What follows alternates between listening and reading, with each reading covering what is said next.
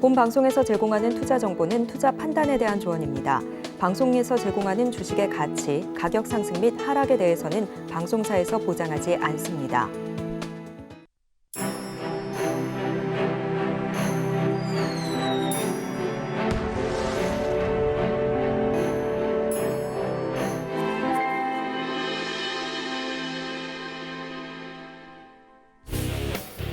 네, 새로운 타이틀로 인사를 드리고 있네요. 배트맨 일부 상한가 캐스팅 뽑히면 간다. 저는 진행을 맡은 이혜은입니다. 자, 저희 크리스마스 특집으로 이렇게 좀 오프닝을 새롭게 꾸며봤는데 마침 시장도 1%씩 넘게 올라주면서 빨갛게 마무리를 잘 해줬습니다. 사실 어제 시장 흐름 들여다보면 조금은 혼란스러운 모습을 보여줬기 때문에 과연 오늘 우리 시장 어떻게 흘러갈까 걱정과 고민도 좀 많았던 부분들이 있었는데요. 그럼에도 불구하고 힘을 다시 내주면서 그리고 원달러 환율도 조금 안정세를 찾아가면서 오늘 양시장 모두 빨간불 잘 켜줬습니다. 자, 내일까지도 빨간불 반짝반짝 켜주면 좋을 텐데 만약에 장세와 상관없이 그럼에도 불구하고 잘 갈 수 있는 종목들 찾아보고 싶으시다면 오늘도 잘 오셨습니다. 상한가 캐스팅 뽑히면 간다 보시면서 내일 주목받을 수 있는 종목들까지 꼭 챙겨가셨으면 좋겠습니다. 자, 지금 TV로 송출되고 있는 화면 그대로 똑같이 유튜브에서도 만나보실 수가 있는데요. 유튜브에 서울경제TV 검색을 해주시면 실시간 방송 중인 화면 들어와 주실 수가 있습니다. 실시간 방송 중인 화면으로 들어오시면 다른 시청자 여러분들과 함께 소통도 가능하고요. 그런 만큼 방송 더 2배로, 3배로 재밌게 즐겨주실 수도 있다는 말씀 함께 전해드리도록 할게요. 자, 저희 서울경제TV의 좋아요와 구독도 많이 부탁드린다는 말씀 드리면서 인사 나눠보도록 하겠습니다. 매일 아침 상한가를 꿈꾸면서 일어나고 계신 상꿈엔터의 민경철 디렉터님 옆에 나와 계십니다. 안녕하세요. 네, 안녕하세요. 매일 아침 상한가를 꿈꾸면서 일어나는 상한가 담당 디렉터 민경철 인사드리겠습니다. 네. 민경철 디렉터님과 함께 나도 내일 상한가 꿈꾸면서 일어나 보고 싶다라고 하시는 분들 위해서 어떻게 참여하실 수 있는지 그 방법 화면 통해서 안내해 드리도록 할게요. 네, 민경철 디렉터와 함께하는 오픈 채팅방 입장할 수 있는 방법 화면으로 안내되고 있습니다. 지금 화면 왼편에 큰 사각형 안에 보이는 게 QR코드인데요. 이 QR코드 휴대폰 켜시고요. 기본 카메라 앱 켜신 뒤에 화면 위에 휴대폰을 가져다 대시면 휴대폰 화면에 링크가 하나 뜰 겁니다. 그 링크 클릭만 하시면 손쉽게 민경철 디렉터님과 함께 하실 수 있으니까요. 내일 아침에는 민경철 디렉터님과 함께 상한가 꿈꿔보셔도 좋겠습니다. 네, 이렇게 민경철 디렉터님과 내일 장세도 대응할 수 있는 방법 화면 통해서 자세하게 안내를 해드렸고요. 자, 민경철 디렉터님과 오늘 시장 이야기도 좀 나눠봐야 될 것 같습니다. 저도 오늘 좀 붉은 색상으로 옷을 입어봤는데 오늘 양시장 모두 빨갛게 좀 물든 하루였어요. 어떻게 보셨나요? 네, 끼워 맞추기를 하자면 제 넥타이 색깔도 좀 빨간색이 아닐까 싶고요. 그러네요. 제 혓바닥 색깔도 이제 빨간색이 아닐까 싶습니다. 어쨌든 이제 나스닥 지수의 흐름을 같이 좀 살펴보면서 이야기를 나눠보도록 하겠습니다. 자, 최근에 이제 나스닥 지수가 최근 11,500포인트 구간에서 이제 1,500포인트까지 거의 1,000포인트가 일주일 동안 그냥 다이렉트로 5거래 연속적으로 이제 음봉에 좀 하락이 좀 나타나게 됐던 것 같습니다. 자, 그 구간에서 과거에 5연속 음봉이 뜨고 나서의 나스닥 지수의 이제 흐름을 좀 살펴보도록 하면은 자, 이 11,500에서 10,000포인트 구간에 이 박스권 등락 안에서의 구간에서 음봉이 5번 떨어진 구간들을 우리가 한번 체크를 해보도록 하겠습니다. 자, 우리가 9월 말쯤에 음봉이 하나, 둘, 셋, 넷, 5번, 6번이 뜨고 양봉이 뜨니까 흔들리면서 일주일 정도의 반등이 나오고요. 그리고 이제 그 이후에 음봉이 또 하나, 둘, 셋, 넷, 5번의 음봉이 뜨고 그다음에 양봉이 뜨니까 1, 2주 정도의 또 상승이 나타나게 됩니다. 자, 그 이후에도 하나, 둘, 셋, 넷, 5번 정도의 또 음봉이 뜨니까 또 1, 2주 정도의 또 상승이 나타나는 또 이제 금리 인상에 대한 속도 조절에 대한 기대감으로 올랐다가 긴축에 대한 우려로 또 빠지고 우리 경기 침체에 대한 우려로 빠지고 이런 흐름이 박스권 등락 안에서 몇 개월째 반복이 되어가고 있습니다. 9월달, 10월달, 11월달, 12월달까지 계속해서 나스닥 기술주들이 이 박스권 안에서의 주가가 무너졌다가 증시가 무너졌다가 반등했다가 무너졌다가 양봉 뜨고 또 2주 정도 반등이 나왔다가 또 5거래일 연속 음봉 뜨고 또 1, 2주 정도 강세였다가 지금 또다시 5거래일 연속적으로 이제 음봉의 캔들을 만들다가 자, 새벽 시간에 양봉의 캔들을 한번 만들어내고 앞으로 일주일에서 2주일 정도 추가 상승을 기대해봐도 좋은 그런 구간으로 좀 접어들지 않았나 싶습니다. 그래서 연말까지 혹은 1월 1주차까지 나스닥 지수가 5거래일 연속 이제 음봉을 이제 마무리하고 추세 반전을 이루어내는 그런 기대감을 높이는 구간이기 때문에 밑으로는 1,500포인트와 10,000포인트를 깨지 않는 선에서의 반등이 나오는지를 시청자분들이 관심 있게 좀 추적을 해보시면 좋을 것 같고요. 자, 오늘 건설주들이 좀 전방위적으로 우리 시장에서 무너졌습니다. 푸틴이 이제 전쟁을 좀 계속하겠다라는 그런 의지를 좀 피력한 부분들도 있고, 자, 우크라이나 재건 그리고 사우디의 우리 네옴시티 그리고 이제 우리나라 건설주들이 오늘 전방위적으로 시장에서 엄청난 시장은 조금 반등을 했으나 코스피 코스닥이 1% 넘게 기술주 위주의 반등이 나왔지만, 자, 건설주는 경기 침체 오고 그리고 이제 빌라왕 사태나 이런 사태들로 인해서 부동산 경기가 조금 침울한 그런 분위기들이 이제 증시에 반영되면서 마이너스 굉장히 대형주들도 큰 폭의 좀 낙폭을 가져갔는데요. 어떻게 보면은 이제 건설주들 올해 사실 엄청 뜨거웠던 테마로 부각됐던 이슈가 우크라이나 재건, 네옴시티에 대한 이슈였는데요. 자, 내년에도 네옴시티와 관련해서는 사우디와 우리나라의 정부의 그런 구체적인 방안들에 대한 조율과 그리고 기업들 간의 그런 구체적인 협력 관계들을 다시 한번 논의하는 과정에서의 테마가 다시 저는 돌 수가 있다고 생각을 합니다. 그래서 아직까지는 MOU 체결하고 논의되는 단계에서의 테마가 나왔던 것이기 때문에 그 시세를 반납한 눌림까지 빠지는 네옴시티 관련주들이 어떤 종목군들이 있는지, 그리고 과대낙폭 그리고 저평가 구간까지 빠지는 건설주들은 이번에 빠질 때 우리 계속해서 공부해서 그 종목들의 저점, 매수 타이밍에 대한 부분들을 우리 시청자분들이 계속해서 좀 추적을 해보시면 좋을 것 같고요. 자, 일단은 오늘 방송에서는 목요일장 우리 개인과 외국인들과 기관 수급이 강하게 들어온 종목군들 위주로 방송에서는 좀 코멘트를 이야기를 드리도록 하겠지만, 자, 앞으로 내년에 바닥에 위치해 있는 섹터들이 고개를 돌릴 때 수익을 내고 싶다 하시는 분들은 자, 앞으로 어떤 테마가 시장을 주도할 것인가에 대한 부분들을 바라보시면 좋을 것 같은데요. 자, 넷플릭스가 작년 11월 달 고가 찍고 폭락하면서 컨텐츠 관련주를 무너졌습니다. 넷플릭스가 저점에서 반등하면서 요 근래 몇 달 동안 컨텐츠 관련주들이 굉장히 좋은 흐름을 만들었거든요. 근데 지금은 테슬라가 신저가를 기록하고 있습니다. 그럼 앞으로 테슬라가 저점 찍고 반등하면 어떤 종목들이 올라갈까? 지금 건설주들이 무너지면 내년에 또 사우디 정부와 우리나라 정부가 만나고 기업들 간의 구체적인 협력 관계에 대해서 논의를 할 때 또 어떤 종목들이 올라갈까? 당연히 네옴시티 관련주로 부각이 된 이력이 있는 종목들이 내년에도 관련된 테마주로 부각이 될 수 있다는 관점에서, 자, 우리는 지금 올라가는 테마를 공부하는 것도 방법이지만 내년에 올라갈 테마도 노랑톡에서 함께 공부해 보시면 좋을 것 같습니다. 네, 오늘 시장 이야기 민경철 디렉터님께서 상세하게 설명을 해주심으로 인해서 더욱더 명확하게 다가오고 있는 것 같습니다.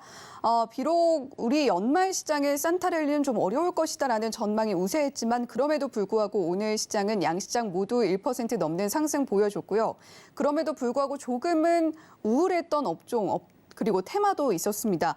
아무래도 지금 러시아의 우크라이나 침공 300일에 맞춰서 볼로디미르 젤렌스키 우크라이나 대통령이 미국을 전격 방문을 해서 또 연설을 했다고 하죠.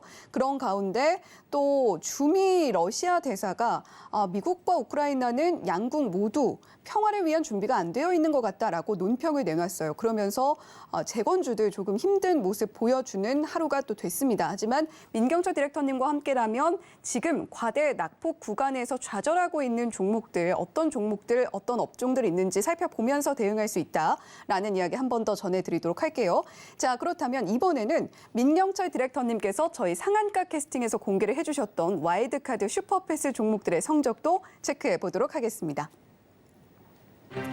네, 민경철 디렉터의 와일드카드 최근 공개 종목 5개 만나보고 계십니다. 세보 MEC가 현재까지 0.8% 상승률 기록을 해주고 있고요. KM이 12.6%, 우리바이오가 16.2%로 무난하게 10%대 상승폭 기록을 해주고 있습니다. 도화 엔지니어링이 3.7%, IHQ는 1.6% 기록하고 있습니다. 계속해서 지금까지 공개해 주셨던 와일드카드 슈퍼패스 탑5 종목 만나보고 계십니다. 11월 3일 공개해 주셨던 다올 인베스트먼트 오늘 시장에서 보신 분들 많으실 것 같은데요. 저희는 이미 방송에서 공개한 뒤에 85.7% 기록을 해주고 있습니다. 자, 그리고 한국 BNC 62.1%로 두 번의 상한가 이상의 상승폭 기록을 해줬고요. EV 첨단 소재가 29.4%, 휴 MNC 18.6%, 화승 엔터프라이즈가 16.3% 기록하고 있습니다. 네, 이렇게 민경철 디렉터와 함께했던 와일드카드 슈퍼패스 종목들의 성적까지 모두 만나보고 왔는데요. 그중에서도 오늘 민경철 디렉터님께서 세 종목 더 이야기해 주신다고 합니다. 자, 도화 엔지니어링이 현재까지 3.7%, 화승 엔터프라이즈 16.3%로 잘 수익이 나오고 있는데, 자, IHQ는 현재까지 1.6%예요. 이 세 개 종목들 지금 시점에서는 어떻게 보면 좋을지 이야기 좀 해주시죠. 네, 먼저 이제 화승 엔터프라이즈 종목 먼저 좀 이야기를 들어보도록 하겠습니다. 자, 먼저 우리 화승 엔터프라이즈 도화 엔지니어링부터 하겠습니다. 네, 화승 엔터프라이즈 하겠습니다. 자, 먼저 화승 엔터프라이즈는 제가 이제 이 종목을 시가총액 5천억일 때 이야기를 드렸거든요. 근데 그때 당시에 대주주 지분이 약 80% 정도 잠겨 있었습니다. 그래서 시장에 유통돼 있는 주식수가 1,000억 원 정도밖에 되지 않는다. 그래서 우리 시가총액은 5천억 정도로 조금은 무게감이 있지만 우리 유통 주식수가 1,000억 원 정도밖에 되지가 않아서 바닥에 잡았을 때 굉장히 탄력적인 주가의 상승을 좀 예고를 해드렸던 종목이었습니다. 자, 과거에 이제 22,000원 정도가 됐었던 주가가 이번에 이제 8,000원까지 마이너스 60%의 낙폭을 가져갔고요. 저희가 방송에서 11월 4일 여기서 이야기를 드리고 1주에서 2주 동안 15% 이상의 상승을 한번 노려봤었던 종목이에요. 근데 어제였죠. 한 번 더 장중에 플러스 14%까지의 추가 시세를 분출하면서 자, 강한 거리대금을 터트리면서의 직전의 한계점을 돌파 시도하는 그런 기염을 보였습니다. 그래서 저희는 11월 4일 금요일에 방송에서 이야기 드려서 이미 15%의 상승을 노려봤다. 그런데 자, 그 상승을 노려봤던 구간에서의 다시금 이 저점 구간을 깨지 않고 또다시 대량의 수급이 유입됐다는 거는 큰 관점에서 보면은 우리 화승 엔터프라이즈가 이 직전에 우리 저항 구간을 돌파할 경우에는 위로 추가 상승의 가능성도 매우 지금 높아진 상황이다라고 긍정적으로 평가를 하도록 하겠고요.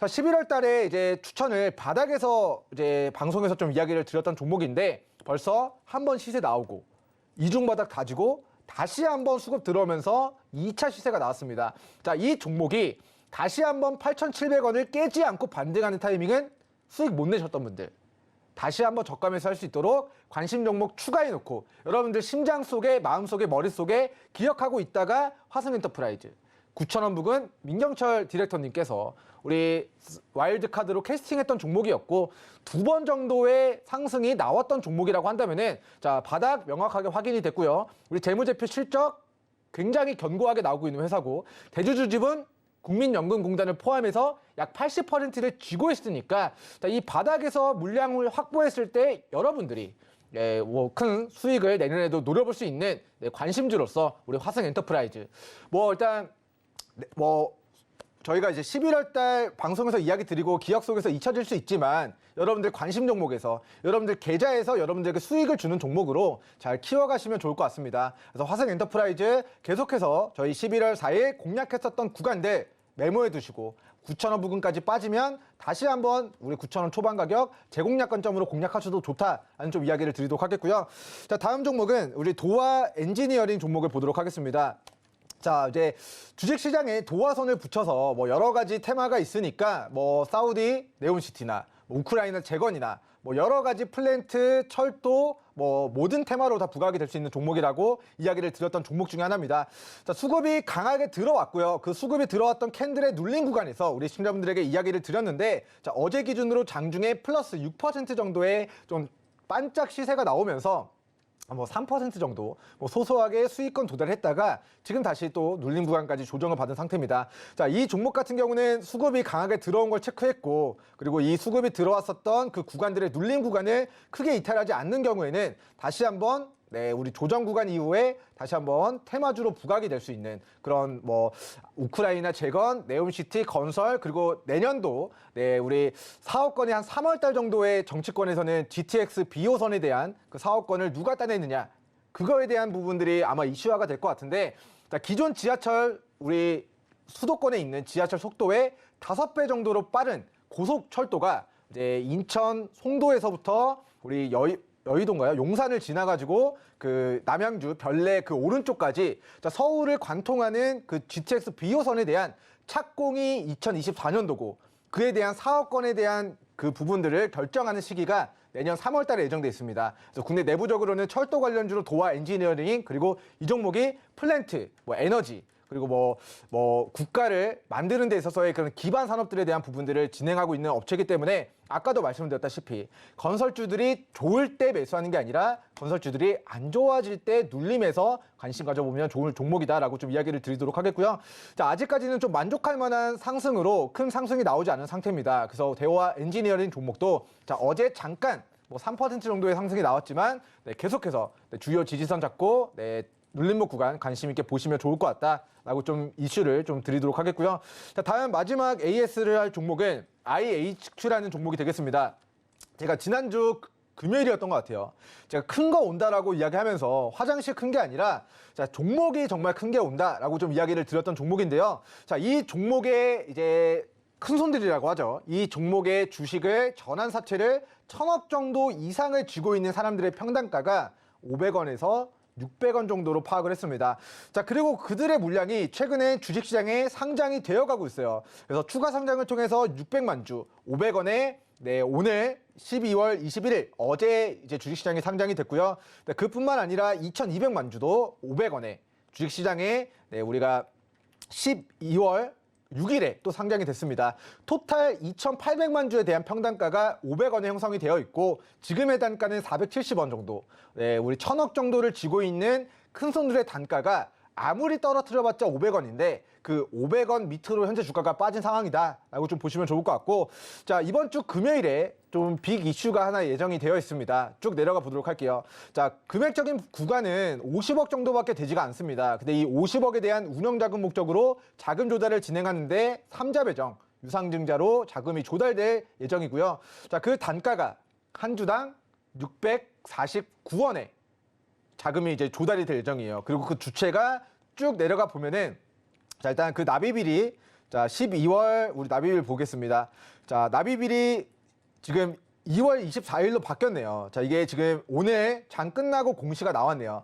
자, 원래는 이번 주 금요일 기준으로 KH 필럭스라는 우리 상장사가 우리 IHQ로 주당 650원 정도의 이제 주식을 취득하는 모멘텀이 있었는데 이 KH 필럭스라는 상장사가 납입일을 자, 이번 주 금요일에서 우리 2월 언제죠? 다시 한번 보겠습니다.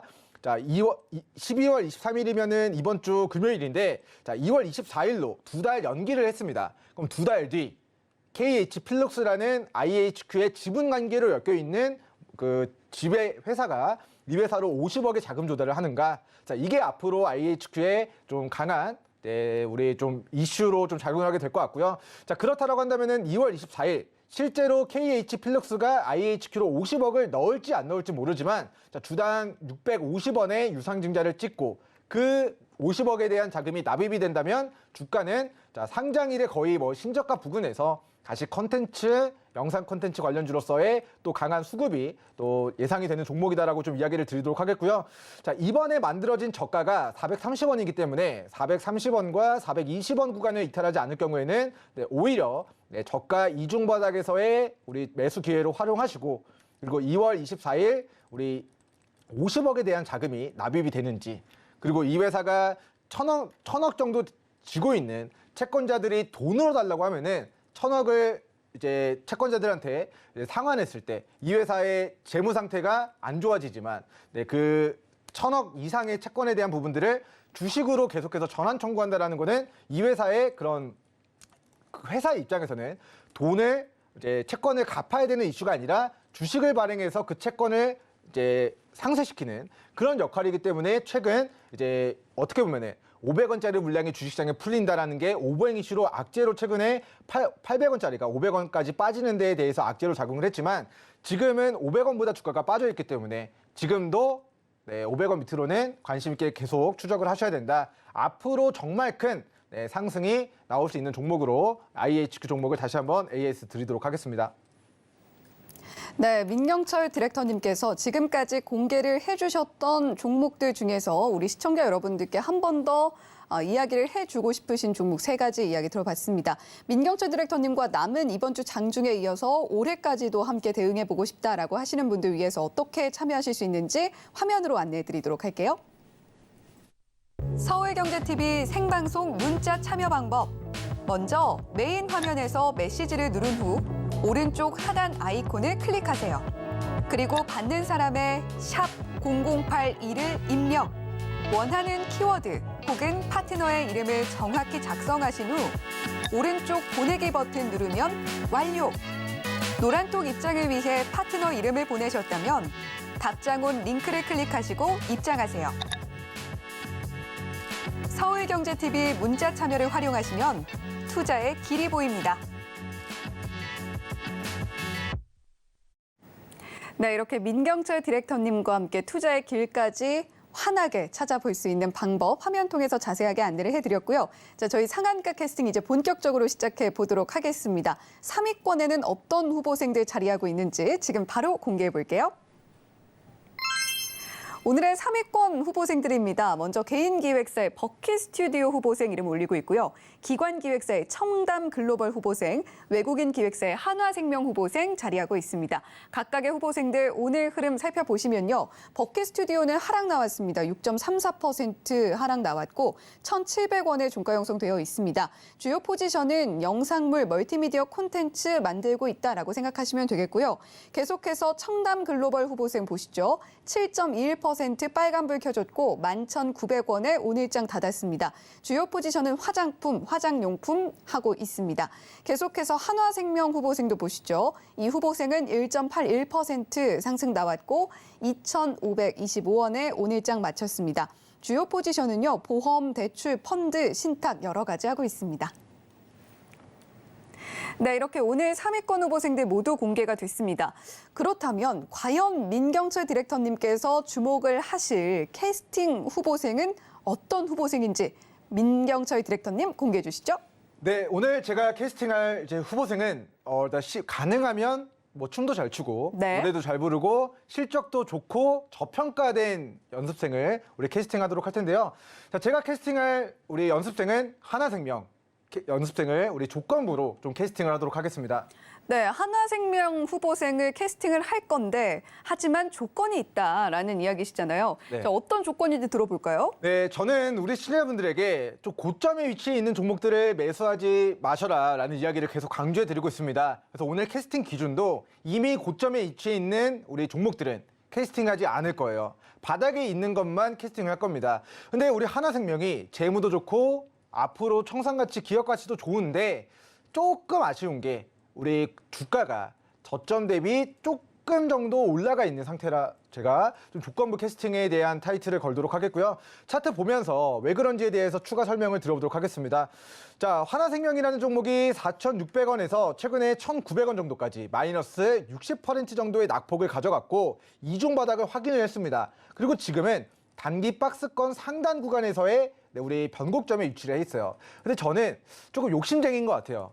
지금 이 종목이 뭐 기업 가치적인 부분들 재무제표를 보면 엄청난 분기 실적을 만들어내고 있어서 지금도 저렴하다라고 생각을 할 수 있지만 저는 시청자분들에게 더 좋은 맛있는 음식을 드리고 싶고 더 좋은 종목들의 타점을 드리고 싶다라는 마음에서 자, 지금도 좋지만 지금도 고가 대비 많이 가격 조정을 받았고 이 기간 조정 중인 박스권이기 때문에 바닥에 잡아서 길게 가져가면은 우리 시청자분들이 수익을 낼 수 있는 종목이다라고 생각을 하지만 조금 욕심을 부려본다면 자, 이 종목의 박스권 구간에서 가능한 올라가면 보내주고 눌러주면 주워 담자 이런 이야기를 드리도록 하겠습니다. 그래서 뭐 나쁜 종목이 아니라 실적도 잘 나오고 있고 그리고 뭐 금리 인상에 따른 그런 수혜주로서도 지목이 될 수 있는 종목인데 자, 가능하면은 우리가 단기 박스권 상단에서는 그래도 우리 눌러줄 때 바닥에서 삼중 바닥을 다질 때 공략하는 게 조금 더 매력적인 조금 욕심을 너무 과하게 부리는 걸 수도 있지만 자, 어쨌든 이런 엄격한 기준에서 조건부로 빠졌을 때 2,000원 초반에서 관심 가져보자 이런 이야기를 드리도록 하겠습니다. 네, 한화생명 후보생이 오늘 3위권에서 캐스팅 명단에 최종적으로 이름을 올리게는 됐는데요. 여러분들 기억을 하셔야 됩니다. 조건부 캐스팅이 됐다라는 점인데, 자, 과연 민경철 디렉터님께서 선정을 해주신 조건은 무엇인고 하니 아무래도 위치상의 문제인 것 같습니다. 민경철 디렉터님께서는 성향이 항상 바닥에서 고개를 들고 있는 그런 후보생들 위주로 캐스팅을 하고 계시기 때문에 한화생명 역시 조금 더 기다렸다가 정말 좋은 위치가 왔을 때 그때 공략을 해보자라는 이야기를 해주셨습니다. 자, 그렇다면 3위권에서 남아있는 버킷 스튜디오 후보생과 청담 글로벌 후보생이 남아있는데요. 이 두 후보생 같은 경우는 어떤 관점으로 좀 보면 좋을까요? 네, 버킷 스튜디오 이제 연습생 먼저 좀 설명을 들어보도록 하겠습니다. 자, 이 연습생이 사실 최근에 엄청난 이제 스퍼트를 올리면서 이제 연예계에서 엄청난 인기를 끌었습니다. 그래서 지금 저점 대비 거의 70% 이상의 상승이 나온 상태라서 자, 차트를 보면서 왜 캐스팅 하지 않았는가에 대해서 좀 설명을 들어보도록 할게요. 자, 먼저 오징어 게임 관련된 우리 테마주로 부각이 되면서 8,000원까지의 우리 광풍을 일으켰던 연습생입니다. 근데 이제 흥행작이 전성기를 찍고 점점점 하한 곡선을 찍다가 이번에 자, 빗썸에 대한 압수수색이 떨어지고 주가가 자, 2,800원 정도까지 1,600원, 1,700원 정도까지 무너지고 다시 빗썸이 글로벌 거래소 FTX에 매각될 수 있다는 그런 풍문들이 돌면서 갑자기 2,000원 안 되던 주가가 단기간에 100% 정도의 단기 시세가 또 분출이 됩니다. 근데 또 그 부분들이 또 무산되고 또 빗썸의 관계사들이 또 압수수색 또 들어가고 검찰 리스크들이 또 부각되면서 또 1,000원까지의 낙폭을 가져가거든요. 3,000원짜리가 그리고 과거에는 자 8,000원짜리가 1,000원까지 마이너스 85% 이상의 낙폭을 가져가고 나서 압수수색 했는데 관계인들이 이제 철컹철컹 이제 뭐 이렇게 뭐 실형을 사는 사람들이 없었습니다. 압수수색을 했는데 명확한 증거가 있었으면은 배임 횡령이나 뭐 경연진들의 그런 뭐 구속이나 이런 부분들에 대해서 착착착 진행이 됐을 텐데 지금 압수수색이 진행은 됐지만 관련된 관계인들이 아직도 네, 뭐 검찰에 이제 뭐 들어가지 않았다라는 거는 증거가 좀 불충분했기 때문에 시간이 지남에 따라서 이 공포가 묻어지고 그리고 이제는 버킷 스튜디오가 다시 컨텐츠 관련주로서의 수급이 유입되면서 자, 바닥에서 좀 강한 상승이 나타나고 있는 것 같습니다. 자, 그런데 저점인 1,000원에서 관점에서 보면은 자, 크게 보면은 저점이지만 자, 1,000원에서부터 지금 1,700원까지의 상승이 나왔다라는 관점에서는 이미 저점 대비 70% 이상의 상승이 이미 동반된 상태이기 때문에 저는 개인적으로 이 1,000원에서 혹은 1,000원 초반에서는 뭐 캐스팅을 할 수가 있었겠지만 지금은 이미 단기 고점 수준까지 좀 변곡점까지 올라왔다라는 관점에서 이제는 낙폭주가 아니라 이제는 주요한 매물대를 뚫어내고 추가 슈팅 자리를 만드느냐 안 만드느냐 즉 돌파냐 아니냐를 판가름하는 그런 구간이다라고 판단해서 오늘은 캐스팅하지 않도록 하겠고요. 자, 일단 돌파 구간에서 만약에 뭐 단기 시세를 노려보실 분들은 뭐 관심주를 추가해서 이제 매수 그리고 매도 타이밍을 관심 있게 노려보시면 되겠지만 오늘의 캐스팅 기준은 낙폭주 좌절할 때 이때 캐스팅을 해서 편안하게 우리 시청자분들에게 수익을 안겨주고자 하는 캐스팅 기준이라는 점 안내 드리도록 하겠습니다. 네, 버킷 스튜디오 우리에게 너무나 익숙해진 이름이지만 그럼에도 불구하고 민경철 디렉터님의 마음을 만족시키기에는 조금 부족한 위치에 있다라는 이야기 해주셨습니다. 이 부족하다고 함은요, 저점 대비 70%의 상승이 이미 나와 있기 때문에 너무 올라 있는 부분이 있고 또 지금 21일 어제였죠. 드라마 카지노가 디즈니 플러스에서 공개가 된다라는 소식에 이미 시나리오 매매 관점에서 상당히 올라있던 위치이기도 했습니다. 오늘은 하락이 나왔습니다만 이미 단기 고점 수준에 머물러 있는 만큼 이 후보생은 캐스팅하지 않겠다라고 정리를 해보도록 하겠습니다. 지금 3위권에서 청담 글로벌 한 후보생 남아있는데요. 이 후보생도 캐스팅할 수 없었던 이유 밝혀주시죠. 네, 먼저 이제 이커머스 업체가 되겠고요. 이제 중국에서 이제 봉쇄를 좀 완화하고 이제 하면서 이제 중국 위드 코로나 관련주들이 좀 시세가 들어오고 있는 것 같습니다. 자, 이 종목은 이제 화장품 관련주로도 부각이 돼서 중국 소비주로도 좀 시세가 나올 수 있는 종목인데 자, 제가 캐스팅하지 않은 이유에 대해서 차트 보면서 좀 설명을 드려보도록 하겠습니다. 자, 이 종목이 최근에 이 12,000원 정도까지의 상승이 나오면은 여기 구간에서의 한계를 계속 보여주고 있어요. 자, 우리 상장 직후에는 11,600원까지 시세가 나왔지만 이 12,000원을 깨고 여기서 저항받고 빠지고요. 저항받고 빠지고 여기서도 돌파를 못하고 여기서도 돌파를 못하는 계속 한계를 보이고 있습니다. 그래서 지금은 자, 바닥인 6,000원과 7,000원 구간에서 싸게 잡아가지고 바닥에서 수익을 낼 수 있는 종목이 아니라 자칫 잘못해서 고가에서 차익 실현이 떨어진다면 다시 과거처럼 차익 실현 떨어질 수 있는 그런 기술적 단기 고가의 위치에 있다. 그래서 만약에 뚫어낸다면 우리 새로운 한계를 뚫어내고 이 한계가 디딤돌로 바뀌면서의 추가 시세를 만들어낼 수 있을 가능성도 배제할 수는 없지만 저는 개인적으로 눌러준다면 이 종목이 6,000원, 7,000원대까지 빠진다면은 그 낙폭의 구간에서 우리 시청자분들이 캐스팅 기회를 노려보시면 좋을 것 같다. 이렇게 이야기 드리도록 하겠고요. 지금은 변곡점이다. 더 가느냐 아니면 조정받느냐에 대한 방향성이 결정되지 않았기 때문에 지금은 캐스팅하지 않고 노랑톡에서 어디서 이 종목이 매수 타이밍을 주는 것인가에 대한 부분들을 추적하고 공부해 보시면 좋을 것 같습니다. 네, 청담글로벌 최근 중국 관련 테마들이 굉장히 핫한 모습으로 계속해서 시장이 어려울 때도 주목을 받았던 모습들 확인이 됐습니다. 하지만 청담글로벌은 변곡점에 위치를 해 있다라는 관점에서 방향성이 결정되지 않았다라는 관점으로 캐스팅하지 않겠다라고 밝혀주셨습니다. 따라서 오늘 3위권에서는 한화생명이 조건부 캐스팅으로 최종 캐스팅 명단에 이름을 올리게 됐다라고 정리를 해보도록 하겠고요. 계속해서 2위권 후보생으로 이어가 보도록 할게요. 네, 오늘의 2위권 후보생도 만나보고 계십니다. 개인 기획사의 현대두산인프라코어 후보생, 기관 기획사의 JB금융지주, 외국인 기획사의 삼성중공업 후보생 이름 올리고 있습니다. 각각의 후보생들 오늘 흐름 함께 체크해 보시죠. 먼저 개인 기획사의 현대두산인프라코어 후보생입니다. 10.23% 하락 나왔습니다. 7,550원에 오늘장 닫았고요. 주요 포지션 건설 중장비 생산인데 앞서서 민경철 디렉터님께서 시장 브리핑하면서 이야기를 해주셨던 부분과 긴밀하게 관련이 있다라고 생각을 해보시면 되겠습니다. 자, 계속해서 JB금융지주 후보생 만나보고 계신데요. 0.24% 상승 나왔고 8,420원에 오늘장 마쳤습니다. 주요 포지션은 지주회사인데 이름 그대로 금융지주이기 때문에 오늘 은행주가 일부 상승한 부분과 함께 맞물려서 역시 빨간불 켜줬습니다. 계속해서 삼성중공업 후보생 보시면요.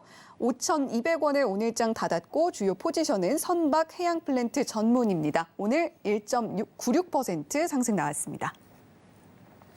네, 이렇게 2위권 후보생도 모두 만나봤는데요. 이 중에서 과연 민경철 디렉터님의 원픽은 누구일지 지금 공개해 주시죠. 네, 오늘 제가 캐스팅할 연습생은 2년 동안 정말 칼을 갈고 실력을 갈고 닦은 연습생을 캐스팅하고자 합니다. 자, 정말 오랜 기간 동안 2년이라면 정말 긴 시간이거든요. 그쵸. 이 시간 동안 데뷔 이후의 성공을 위해서 서울경제 시청자분들의 수익을 안겨주기 위해서 거의 힘을 모았다라고 표현해도 좋을 만큼 좀 힘을 연습을 많이 한 연습생인 것 같습니다. 자, 제가 캐스팅할 연습생의 이름은 종목명은 바로 삼성중공업 연습생을 캐스팅하도록 하겠습니다. 네, 삼성중공업 후보생, 이 후보생이 무려 2년 동안 내공을 갈고 닦아왔다라는 이야기를 해주셨는데 자세한 이야기 들어볼까요? 네, 지금 글로벌 해운 가격이 이제 운임비가 엄청나게 폭등해 있는 상태인데요. 자, 돈이 되니까 조선 발주를 넣어도 지금 그 조선이 수주가 꽉 차 있어가지고 이미 넣어도 3년, 4년, 5년 뒤에 조선이 이제 발주가 돼서, 그러니까 만들어져서 이제 주문을 넣어놓은 곳에서 받아가게 됩니다. 자, 그만큼 이제 배를 만드는 데 있어서 1, 2년 정도의 설계, 1, 2년 정도의 이제 공사를 통해서 제조를 통해서 이제 선박이 만들어지는 데까지의 시간이 통상적으로 3, 4년 정도가 걸리는데 지금은 수주가 다 이제 꽉 차 있어가지고 3년에서 5년 혹은 그 이상도 걸리게 될 것으로 예상이 되는데요. 자, 이 삼성중공업이 이제 차트 보면서 좀 추가 설명을 드려보도록 할게요. 지금 엄청난 적자를 기록하면서 우리 조선 3사로 불리우는 삼성중공업이 올해까지도 적자가 좀 불가피할 것으로 보여집니다. 그래서 왜냐면은 수주는 많은데 원자재 가격이 상승해서 이미 계약은 특정 가격으로 맞춰놨는데 원자재 가격은 올라가니까 배를 만들어서 납품을 하는데 회사는 적자인 아이러니한 상황이거든요. 근데 이러한 부분들이 자 이제 12월 달부터 자 올해 4분기부터는 적자폭이 500억대로 줄어들고요. 내년 1월 달부터는 적자폭이 100억대, 그리고 내년 2분기부터는 영업이익 흑자 전환을 이루면서 우리 내년도부터는 올해까지는 적자지만 내년부터는 흑자로 턴 어라운드가 되는 그런 실적 모멘텀이 예정돼 있습니다.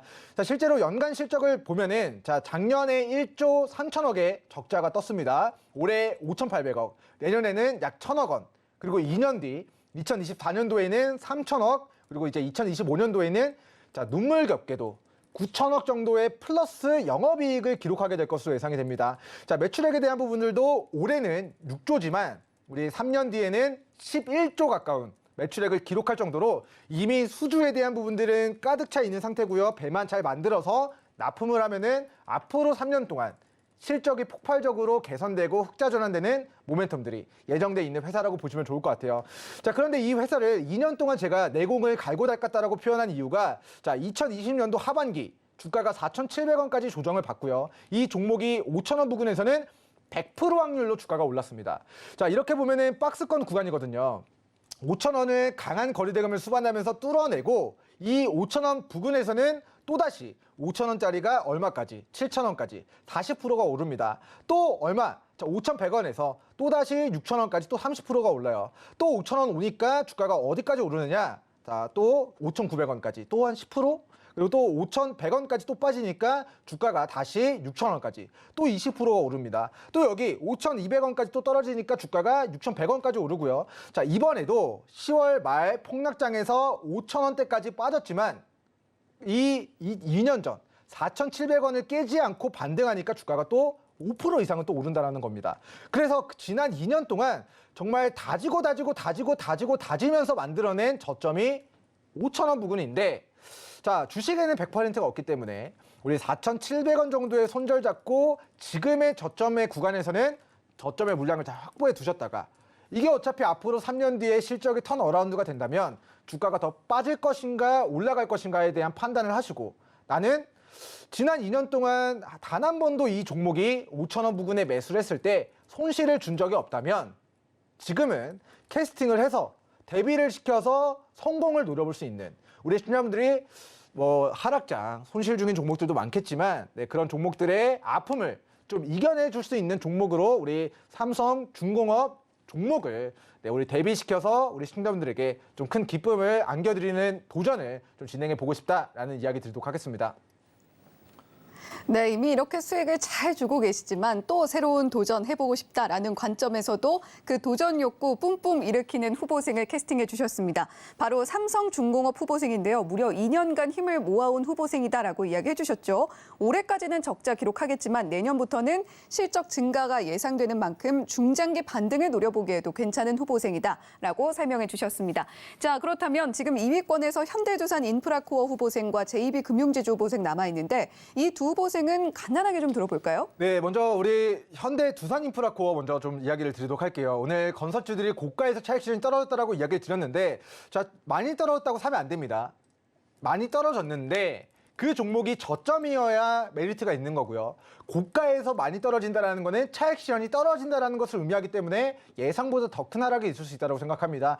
차트 보면서 추가 설명 드리도록 할게요. 자, 주가가 자, 6,000원대에서 15,000원까지 시세가 나왔었는데 자, 많이 빠졌다라고 매수를 한다면 주가가 지하실까지 4,000원까지 열려 있으면서 3분의 1 토막 넘게 마이너스 70% 가까이 조정을 받게 됩니다. 근데 지금은 자, 낙폭을 가져간 저점에서 단기 100%의 상승이 나왔고 그리고 과거의 저항 구간 변곡점에서 오늘 대량의 장대 음봉을 만들면서 직전에 핵심 지지선을 이탈하는 사고가 발생이 됐어요. 그렇다라는 것은 많이 올라간 것에 대한 일시적인 기술적 조정이 있을 수 있다는 관점에서 저는 고가 차익 실현 떨어진 현대 두산인프라코어라는 종목은 최소한 주가가 6,000원 부근까지 이제 충분한 가격 조정을 받기 전까지 혹은 그 밑으로 더 좋은 매수기를 주기 전까지는 좀 관망하시는 걸 권고드린다라는 좀 부정적인 의견을 드리도록 하겠고요.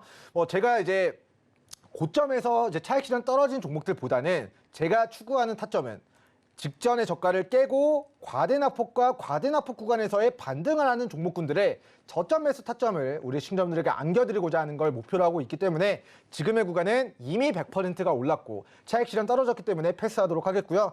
자, 다음 설명을 드릴 종목은 JB금융지주입니다. 자, JB금융지주가 금리 인상 수혜주로도 부각이 되는 지주회사고 실적이 굉장히 견고하게 잘 나타나는 회사입니다. 자, 올 한 해 작년 기준 영업이익이 7천억 정도가 되고요. 자, 올해 예상 영업이익만 8천억 정도 기록을 하는 기업인데 자, 실적이 좋다라는 그런 부분들 때문에 지금 주가가 고가 부근에 좀 형성이 되어 있어요. 그래서 저는 낙폭주, 주가가 빠졌을 때 저점에 잡아서 큰 성공을 도모해보겠다라는 취지에서 오늘은 실적 좋고 저평가되어 있지만 일봉상 기술적으로는 추세 상단 고가에 위치한 JB금융지주는 오늘 캐스팅하지 않고 주가가 빠지면 무너질 때 바닥에서 우리 눌림 구간에서 관심 있게 보시는 걸 개인적으로 권고드리도록 하겠습니다.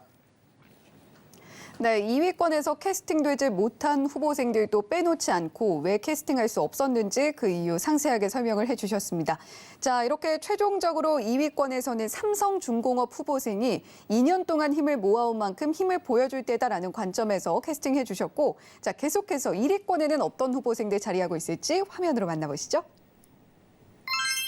오늘의 1위권 후보생들입니다. 개인기획사의 바이오노트 후보생, 기관기획사의 다올 인베스트먼트 후보생, 외국인 기획사에서는 페노션 후보생 이름 올리게 됐습니다. 각각의 후보생들 오늘 흐름은 어땠을까요? 먼저 개인기획사의 바이오노트 후보생입니다. 6.71% 상승 나와서 1,650원에 오늘장 닫았고요. 주요 포지션 의료용품, 의약 관련 제품 만들고 있습니다. 계속해서 다올 인베스트먼트 후보생인데요. 이 후보생 6.95% 비슷하게 상승폭 가져갔고요. 3,155원에 오늘장 마무리했습니다. 주요 포지션은 벤처 투자와 같은 금융업하고 있고 한때 토스 관련주로도 좀 이름이 알려졌던 후보생입니다. 계속해서 페노션 후보생인데요. 이 후보생은 6.38% 역시 6%대 상승폭 가져갔고 6,170원에 오늘장 마무리했습니다. 주요 포지션은 해상운송, 화물운송 이런 부분들 영위하고 있습니다. 네, 이렇게 1위권 후보생까지 모두 만나봤는데요. 이 중에서 과연 민경철 디렉터님의 마음을 사로잡은 후보생은 어떤 후보생일지 공개해 주시죠. 네, 제가 오늘 캐스팅할 종목은 기관 투자자가 한 달 동안 약 1,200만 주를 순매수를 확 땡겼던 네. 종목인데요. 자, 제가 캐스팅한 종목은 페노션 종목을 캐스팅하도록 하겠습니다. 네, 어떻게 보면 2위권이랑 조금 맞물리는 것 같기도 한데 페노션 후보생 자세히 들어볼까요? 네, 먼저 차트 보면서 좀 추가 설명을 드리도록 할게요. 우리 한계를 뚫어냈다. 꿈을 이루어냈다라고 좀 표현을 하고 싶은데요. 자, 이 종목이 인생에도 굴곡이 있듯이 주가가 올라갔다 빠졌다가 올라갔다 빠졌다가를 하면서 한계를 보였던 5,800원의 저항을 오늘 돌파한 모습이었습니다. 자, 과거에도 5,800원을 깨면서 5,800원에서 저항을 받다가 5,800원에서 이 구간을 뚫어내니까 그때부터는 디딤돌로 바꾸면서의 시세가 우리 N자형 패턴으로 나왔거든요. 근데 지금은 과거에 5,800원을 깨고 5,800원을 저항받던 이 저항 구간 한계점을 오늘 종가상 다시 돌파한 구간을 만들어냈습니다. 자, 인간의 한계를 뚫어내고 신기록을 기록하는 스포츠 선수들처럼 이 종목도 그동안 몇 달 동안 6개월 정도의 한계점이었던 5,800원을 뚫어냈다는 거는 그 한계가 이제는 디딤돌로 바뀌면서 지지 구간으로 작용을 하게 될 것이다 라는 좀 이야기를 드리도록 하겠고요. 자, 해운주들 오늘 페노션을 기점으로 해서 오늘 수급이 좀 강하게 들어온 모습이고 그 수급 주체가 한 달 동안 기관 투자자가 빠르게 1,200만 주 정도의 물량을 좀 급속도로 물량을 확보해 나가면서 직전의 한계점을 뚫어내는 그런 모습들을 보여주고 있는 것 같습니다. 그래서 저는 페노션 5,800원 구간이 과거에는 이 종목의 저항 구간이었지만 이 저항이 오늘부로 지지 구간으로 바뀌었다라는 이야기 드리도록 하면서 자, 오늘 제가 캐스팅한 종목은 1위군에서는 페노션 종목을 캐스팅하도록 하겠습니다. 네, 펜오션 후보생이 1위권에서 캐스팅 명단에 오르는 영예를 안게 됐는데요. 자, 기존에는 저항선이던 5,800원 구간이 지지로 바뀐 만큼 이 후보생 지켜보자라는 이야기와 함께 캐스팅 확정해 주셨습니다. 자, 1위권에서 남아있는 후보생 바이오노트와 또 우리에겐 너무나 익숙한 다올 인베스트먼트 후보생 두 후보생이 남아있는데 이 후보생들도 간단하게 이야기 들어볼게요. 네, 먼저 우리 바이오노트는 신규 상장 종목입니다. 자, 오늘 신규 상장이 됐고요. 진단키트 관련주로서 공모가가 9,000원이었는데 한 20-30% 올랐다가 오늘 좀 지지부진한 모습들이 나타나고 있는 것 같아요. 그래서 이 종목은 공모가 9,000원에 이제 공모에 참여하셨던 분들, 신규 상장에 공모 참여하셨던 분들은 자, 이제 빠르게 일주일 이내에 전량 매도 관점으로 접근해 주시면 좋을 것 같고요. 자, 오늘 시가 9,900원 이탈하면은 전량 매도 관점으로 좀 대응하시는 게 좋을 것 같습니다. 자, 일단은 신규 상장 종목들의 좀 불확실한 부분들이 주가가 단기간에 급등했다가 차익 실현 떨어지면은 공모가를 하회하고 또 밑으로 조정받을 리스크가 있기 때문에 자, 아직 저점이 충분히 확인되지 않은 종목들 위주로 매매하시는 것보다는 조금 더 과거 데이터가 있는 종목들, 실적이 좀 견고한 종목들 위주로 좀 교체 진행해 보시면 좋을 것 같고요. 자, 다음 마지막으로 이야기 드릴 종목은 다올 인베스트먼트 종목입니다.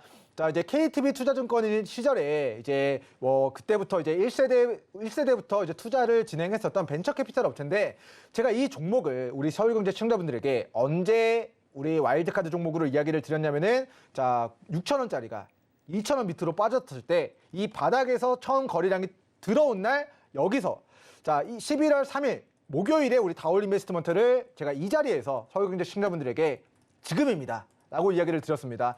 자, 민경철 다올 인베스트먼트 서울경제라고 유튜브에 검색을 하시면은 제가 이때 목소리를 높여가지고 다올 인베스트먼트 지금입니다 시청자분들 하면서 이야기를 드렸었는데 그러고 나서 주가가 다음날 27%, 그 다음날 25%까지의 시세가 나왔고요. 자, 지금은 장중에 자 3,900원까지 시세가 나오면서 거의 저점 대비 80에서 90% 가까운 시세가 이미 나온 상태입니다. 저는 바닥에 있는 종목들을 크게 들고 가서 수익을 시청자분들에게 챙겨드리고 싶은데 이 종목은 이미 저점 대비 우리가 방송에서 다뤄드렸던 저점 대비해서 80에서 90%의 시세가 나왔고 최다 거래량을 기반으로 해서 매각에 대한 모멘텀을 부각시키면서 한번 고가 차익 실현도 이미 떨어진 상태입니다. 그래서 저는 우리 다올 인베스트먼트라는 종목으로 정말 큰 상승을 노려봤고 지금 우리가 시세를 노려봤던 구간까지 다시 빠지지 않는 한 저는 다시 캐스팅할 마음은 사실상 없다. 종목 2,500개 종목들이 있습니다. 다올 인베스트먼트가 바닥까지 남들의 눈 밖에 나고 우리 주식시장에 관심을 못 받다가 딱 수급 들어오는 지점부터 단기 시세가 빠바박 나왔던 것처럼 이제 안 좋은 종목들, 이제 좌절하고 있는 연습생들을 바닥에서 오늘 좀 관심 있게 바라봤으면 좋겠다라는 좀 이야기 드리도록 하겠고요. 저희가 우리 11월 3일 기준 대비를 시켜서 성공 가도를 만들어낸 연습생이 다올 인베스트먼트고 지금은 캐스팅하기에는 늦었다라는 이야기 드리도록 하겠습니다. 네, 저희는 이미 수익을 누렸던 종목이기 때문에 지금 캐스팅하기에는 좀 늦었다라는 이야기와 함께 오늘 1위권에서 캐스팅되지 못한 종목 설명을 해드렸습니다. 자, 그렇다면 여러분들께서 가장 기다리시는 와일드카드 슈퍼피스는 어떤 종목에 사용을 해주실지 화면 보고 잠시 후에 공개해 볼게요.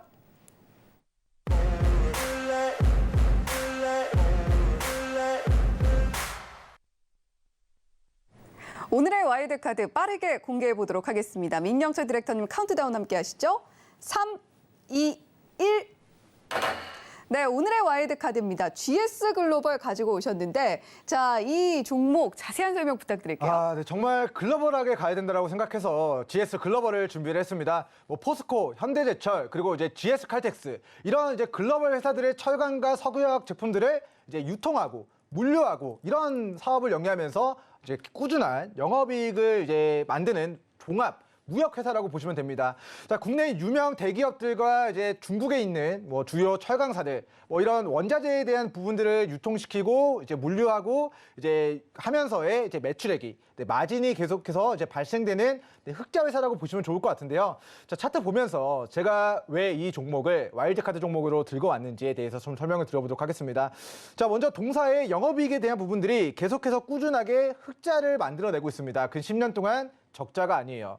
그런데 주가는 실적이 꾸준하게 흑자를 기록하고 있음에도 불구하고 5,200원 정도까지 뭐 석탄에 대한 부분들, 뭐 기존에는 이제 에너지에 대한 부분들도 자 이제 거래만 하는 게 아니라 이제 유통만 하는 게 아니라 그 사업권을 따내서 이제 인도네시아 쪽에다가 이제 그 석탄 광산 지분을 투자해서 에너지를 트레이딩하는 게 아니라 직접 채굴해가지고 판매하는 사업까지도 지금 추진을 하고 있고요. 뭐 시멘트나 여러 가지 자재 이런 부분들을 이제 뭐 다루고 있는 그런 종합 이제 물류회사라고 보시면 좋을 것 같은데, 자 우리 5월달에 이런 석탄 에너지 파동에 대한 부분들이 이슈화되면서 5,000원까지 시세가 나왔다가 지금은 다시 그 시세를 반납한 구간까지 낙폭을 가져갔습니다. 그래서 이때 당시에 대량의 수급이 들어왔었던 캔들의 시가 부근까지 낙폭을 가져갔고, 지금 거의 2년 동안에 만들어진 이 종목에 과거에 매수하기 좋았던 구간들 때까지 좀 낙폭을 가져갔다. 그래서 회사는 지금 적자가 아니라 흑자를 만드는 회사인데 주가는 5,000원에서 2,000원 초반대까지의 낙폭을 가져갔기 때문에 자 지금의 구간은 뭐 2,000원 초반, 뭐 시간만 여러분들이 잘 매수를 해서 기다릴 수 있다면 중장기적인 관점에서 우리가 큰 기술적 반등을 노려볼 수 있는 그런 좀 뭐 행복을 줄 수 있는 종목으로 마지막 와일드카드 종목은 우리 GS글로벌 종목을 좀 이야기 드리도록 하겠고요. 자 아쉽지만 시간 관계상 뭐 디테일한 뭐 이 종목에 대한 설명은 좀 추후로 좀 미루도록 하겠습니다. 네, 이렇게 오늘 민경철 디렉터님께서 공개해 주셨던 와일드카드 슈퍼패스 종목 화면 통해서 다시 한번 정리해 보도록 하겠습니다. 오늘의 와일드카드 슈퍼패스는 GS글로벌 후보생에게 사용을 해주셨습니다. 실적이 좋은 때 비해서 주가는 반대로 흐르고 있는 모습, 민경철 디렉터님께서 딱 원하는 좌절 구간에 있는 후보생이다라는 관점에서 오늘 와일드카드로 공개해 주셨고요. 자세한 이야기는 노란톡방에서 함께 공유해 보시면 좋겠습니다. 네, 이렇게 오늘 민경철 디렉터님께서 와일드카드 슈퍼패스를 GS글로벌 연습생에게 사용을 해주셨습니다. 자세한 이야기 샵 0082번으로 민경철이라고 문자로 보내주시거나 하단의 QR코드 스캔을 통해서 함께해 보시면 좋겠습니다. 자, 민경철 디렉터님 오늘도 고생 많으셨습니다.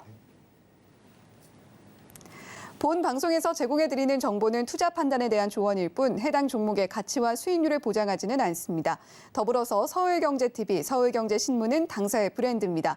서울경제증권TV와 서울경제TV 손실복구팀과는 무관하고요. 또 최근 들어서 피해보상팀, 리스크관리팀 등 당사를 사칭한 피해가 급격히 늘고 있습니다. 시청자 여러분들의 각별한 주의 부탁드린다는 말씀 드리면서 여기서 인사드리겠습니다. 시청해주신 여러분 고맙습니다.